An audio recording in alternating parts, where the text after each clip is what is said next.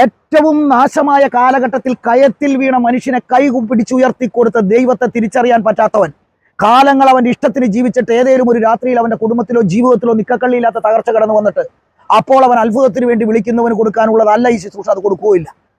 അതുപോലെ ഇനിയും ഒരു കാര്യമുണ്ട്, ഇങ്ങനെ അത്ഭുതങ്ങൾ കിട്ടിയ കുടുംബങ്ങളിൽ അതിനെതിരായിട്ടും അത് തെറ്റായിട്ടും വ്യാഖ്യാനിക്കുക, അതിനെ അംഗീകരിക്കാതിരിക്കുകയും അത് ഉൾക്കൊള്ളാതെ പോയവരും ഇന്നത്തെ അവസ്ഥ ദയനീയം തന്നെ.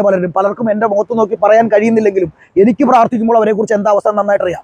അങ്ങനെയുള്ളവരും കൊണ്ട് ഒത്തിരി. ഇതൊക്കെ എന്തുകൊണ്ട് സംഭവിക്കുന്നു പറഞ്ഞാൽ വ്യക്തിയുടേതല്ലാത്തത് കൊണ്ടും കർത്താവ് നേരിട്ട് പ്രവർത്തിക്കുന്നതായതുകൊണ്ടും ദൈവത്തിൻ്റെ ആത്മാവിനെ നേടാൻ വേണ്ടി ഈ ശുശ്രൂഷ ദൈവം ഒരുക്കിയത് കൊണ്ടും തന്നെയാണ് പ്രിയപ്പെട്ടവർ. അതുകൊണ്ട് തമാശയായി ഈ ശുശ്രൂഷയോ ഇതിൽ നിന്ന് കിട്ടുന്ന കാര്യങ്ങളെയോ വ്യക്തിയെയോ ഒക്കെ കാണുന്നത് എത്രത്തോളം നല്ലതാണെന്ന് നിങ്ങൾ വിലയിരുത്തുന്നത് തന്നെ നന്നായിരിക്കും.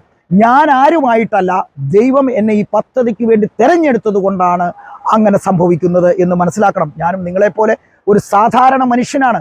ഈ അർത്ഥമാണ് പൗലോസ്ലീഹ പറയുന്ന ഈ അപ്പസ്തോല പ്രവർത്തനം 27 അനുസരണക്കേടിന്റെ ഫലം കൊണ്ടുണ്ടാകുന്ന കപ്പൽ തകർച്ചയും അത് നാശത്തിലേക്ക് പോകുമെന്ന് മുൻകൂട്ടി പറഞ്ഞു കൊടുത്തിട്ട് പോലും അത് തിരിച്ചറിവില്ലാതെ പോയ ഒരു സമൂഹം ആ കപ്പലിൽ ഉണ്ടായിരുന്നു.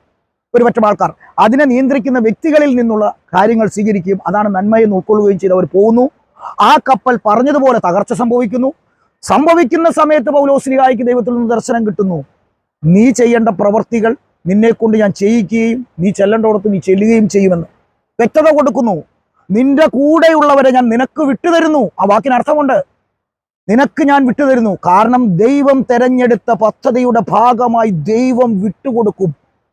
അതൊക്കെ വലിയ ദയനീയമാണ്. പലരും മനസ്സിലാക്കിയില്ലെങ്കിൽ ആയിരക്കണക്കിന് ശുശ്രൂഷകൾ കേൾക്കുന്ന നമ്മുടെ സമൂഹം എവിടെയാണ് സഹോദരരെ ആ ശുശ്രൂഷയുടെ അകത്തുനിന്ന് കിട്ടിയ കൃപകളോ നന്മകളോ ഉൾക്കൊണ്ട് ജീവിക്കുന്നത്? എവിടെയെങ്കിലും ഏതെങ്കിലും രാജ്യത്ത് പോയിട്ടുണ്ടെങ്കിൽ ഒന്ന് നോക്കുക.